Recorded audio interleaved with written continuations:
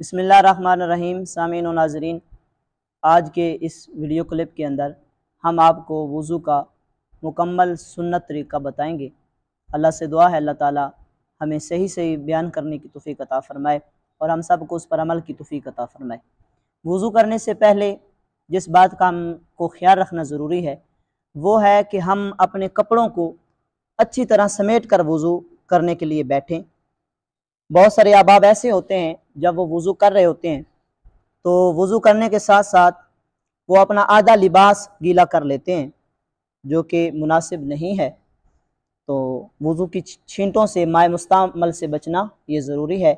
सबसे पहले काम जो हमने करना है, अपने बाजुओं को अच्छी तरह हमने समेट के बैठना है और जब हम जिस जगह पे बैठ रहे हैं वहाँ भी हमने अपने पीछे कपड़े जो हैं वो पीछे नहीं लगने देने, बल्कि उनको समेट कर बैठना है।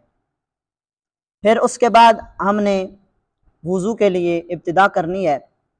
तो बिस्मिल्लाहिर्रहमानिर्रहीम पढ़ते हुए हमने ज़्यादा पानी का इस्तेमाल नहीं करना और बहुत कम भी पानी का इस्तेमाल नहीं करना, बल्कि नॉर्मल जितनी ज़रूरत होती है उतना पानी का इस्तेमाल करना है। बिस्मिल्लाहिर्रहमानिर्रहीम पढ़ते हुए अपने दोनों हाथों को आपने कलाइयों तक यहाँ तक धोना है और वज़ू में इब्तिदा दाएं तरफ से ये रसूलुल्लाह सल्लल्लाहु अलैहि वसल्लम की सुन्नत मुबारक है। 3 मरतबा आपने अपनी कलाइयों को धो लेना है और उसके बाद आपने दाएं हाथ से चुल्लू भर के अपने मुंह में डालना है। कुली करनी है और कुली इस तरीके से करनी है कि पानी को मुंह के अंदर घुमाना है और पूरी तरह अंदर जो है वो पानी पहुंच जाए। फिर आपने शहादत वाली उंगली, अगर मिसवाक है तो वो इस्तेमाल करें, अगर मिसवाक नहीं तो शहादत वाली उंगली जो है सबसे पहले आपने अपने मुंह के अंदर ऊपर वाले जो दांत हैं, मसूड़े के ऊपर, दांतों के ऊपर आपने ये उंगली मारनी है बतौर मिसवाक। पहले दाएं तरफ 3 मरतबा, फिर बाईं तरफ, फिर इसी तरह नीचे वाले मसूड़ों पर पहले दाईं तरफ और फिर बाईं तरफ। फिर आपने दूसरी मरतबा अपने दाएं हाथ में पानी लेना है और कुली करनी है और पूरी तरह अपने मुंह के अंदर पानी को घुमाना है, उसको बाहर फेंक देना है। फिर तीसरी मरतबा आपने जो पानी मुंह के अंदर डालना है उसका आपने अच्छी तरह गरारा करना है, यानी हलक तक पानी पहुंचाना है जब आपका रोज़ा ना हो। रोज़े की हालत में फिर गरारा नहीं करना, फिर नॉर्मल कुरूली करनी है। दूसरी बात, उसके बाद आपने नाक धोना है। तो आपने दाएं हाथ से नाक में पानी चढ़ाना है और पहली मरतबा पानी चढ़ाएं तो नाक को आप बाएं हाथ से साफ करें। इसी तरह जब दूसरी मरतबा नाक में पानी चढ़ाएं तो नाक को आप बाएं हाथ से साफ करें।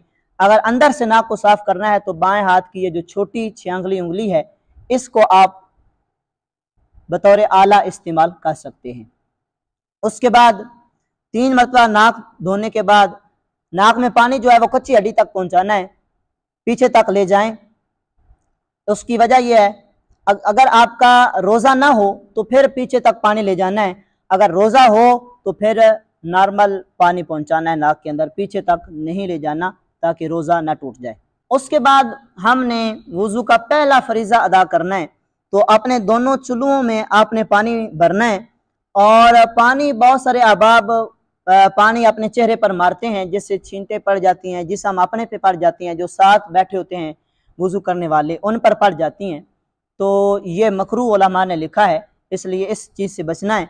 आपने अपने दोनों चुल्लुओं में ऐसे पानी लेकर, जहाँ से बाल उगते हैं यहाँ से लेकर थोड़ी के नीचे तक और एक कान की लो से लेकर दूसरे कान की लो तक, ये जो चेहरे का गोलाई हिस्सा है इसका धोना वज़ू के अंदर फ़र्ज है, जिसको अल्लाह ने कुरान मजीद के अंदर बयान फरमाया है। तो यहाँ आप पानी लें और जहाँ बाल उगते हैं इस जगह पे आप रखें ताकि पानी जो है वो फैल कर आपके पूरे चेहरे पर पहुंच जाए। और पहली मरतबा पानी पहुंचाने के बाद आप यूं अपने हाथों को ले आए और इस तरह आप अपनी मूंछों को, अपने इन बालों को, अपने पूरे जिस्म को आप मल लें। इस तरह मलने के बाद फिर आपने दूसरी मरतबा अपने चेहरे पर पानी बहाना है। इस तरह आपने पानी डालना है और अपने चेहरे को दूसरी मरतबा भी मल लेना है। इसी तरह तीसरी मरतबा भी आपने अपने चेहरे पर पानी डालना है और अच्छी तरह आपने अपने चेहरे को मल लेना है। तो जब आप इस तरह से चेहरा धोएंगे तो कोई उज़्व, कोई बाल खुश्क नहीं रहेगा। उसके बाद हमने वुजू का दूसरा फरीज़ा सर अंजाम देना है तो दौर जदीद है, टूटी का इस्तेमाल होता है, तो आप पोरों से पीछे की तरफ पानी लेकर आए और इस तरह आप अपने दोनों बाजू में हाथों में पानी ले लें और उनको पीछे इस तरह फेंक दें ताकि पानी आप यहाँ तक पहुंचाए। और ये वाला हाथ जो है इसको आपने नीचे रखना है और इसको नीचे से ले आना है, यहां तक ले आना है। ये हड्डी है, इससे आगे तक आपने अपने हाथ को रखना है। फिर अपने हाथ को ऐसे आपने घुमा लेना है और यहां तक आपने अपने हाथ को ले आना है। इसी तरह आपने 3 मरतबा अपने दोनों बाजुओं को धो लेना है। दाएं बाजू को पहले धोना है, फिर बाएं बाजू को धोना है। बाजू धोने का ये तरीका है। उसके बाद हमने वुजू का तीसरा फरीजा सर अंजाम देना है, वो है चौथाई सर का मसा करना। ये नस्से कुरानी से साबित है, वुजू का तीसरा फर्ज है। चौथाई सर का मसा जो है, कोई बंदा गीला हाथ ऐसे फेर दे तो उसका फरीजा सर अंजाम हो जाएगा, फरीजा मुकम्मल हो जाएगा। लेकिन जो सुन्नत है कि पूरे सर का मसा करना। और मसा करने में हमारे बहुत सारे अहबाब गलतियां करते हैं, तो बड़ी तवज्जो से आपने इस तरीकों को समझना है। आपने अपने दोनों हाथों को तर कर लेना है पानी के साथ और आपने ये जो 3 उंगलियां हैं इनको आपने मिला लेना है। शहादत वाली उंगली और ये जो अंगूठा है इनको आपने कुशादा रखना है। इन 3 उंगलियों को आपने मिला लेना है और मिला के इनके सिरों को मिलाकर आपने ये जो अंदरूनी हिस्सा है 3 उंगलियों का, इसको सर के ऊपर लगना चाहिए और या वहां से आपने मसा की इब्तिदा करनी है जहां से बाल उगते हैं। तो आप देख रहे हैं यहाँ पे आपने अपने हाथों को रखना है और ये सिर्फ अंदरूनी हिस्सा लगना चाहिए। ये जो हथेली है ये और शहादत वाली उंगली और ये अंगूठा जो है ये सर के ऊपर नहीं लगने चाहिए, सिर्फ ये हिस्सा सर के ऊपर लगना चाहिए। ऐसे आप ले आए अपनी गुद्दी तक लाकर, फिर आपने यहां से ये जो हिस्सा है ये पीछे से आगे की तरफ आपने यहां रख के ले आना है, ऐसे अपनी पेशानी तक ले आना है।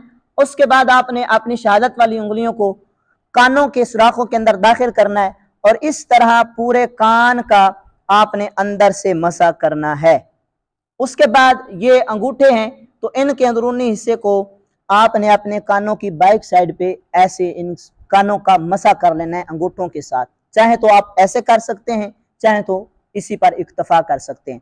उसके बाद आपने इन उंगलियों का जो बैरूनी हिस्सा है, जो ज़हर है, इनसे आपने अपनी गर्दन का मसा करना है। बहुत सारे अहबाब गले का मसा करते हैं, ऐसे कर रहे होते हैं, जो कि बिल्कुल शरीयत के अंदर जिसका कोई तसव्वुर नहीं है।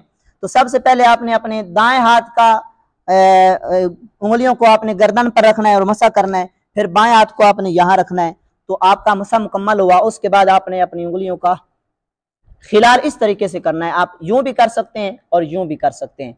उसके बाद सामीन नाज़रीन, जो वुजू का चौथा फर्ज है वो है टखनों समेत दोनों पाँव धोना।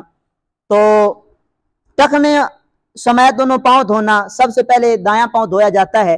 तो अपने लिबास को थोड़ा सा ऊपर कर लेना है। हमारे नौजवान हजरात ने पैंट वगैरह पहनी होती है, ट्राउजर वगैरह, तो उसको ऊपर कर लें ताकि वो वुजू के पानी जो है मुस्तमल वो उसके ऊपर ना पहुंचे। आपने बाएं हाथ की जो छोटी उंगली है उसको आपने बतौर आला इस्तेमाल करना है, यानी इस उंगली से आपने पाँव की उंगलियों का खिलाल करना है। और यहाँ पे आपने ये बात भी याद रखनी है कि दाएं पाँव की छोटी उंगली से आपने यूं खिलाल करना है, ऐसे ही आप पानी भी डालते जाएं और खिलाल भी करते जाएं और ऐसे अपने आप पाँव को धो लें। और जब आपने बायां पाँव धोना है तो यहाँ से, यानी बाएं पाँव के ये जो बड़ी उंगली है यहाँ से आपने उंगलियों का खिलाल करना है, यानी यहाँ से ऐसे आपने यहाँ तक ले आना है और ऐसे आपने खिलाल करके आपने अपने वुजू को मुकम्मल कर लेना है।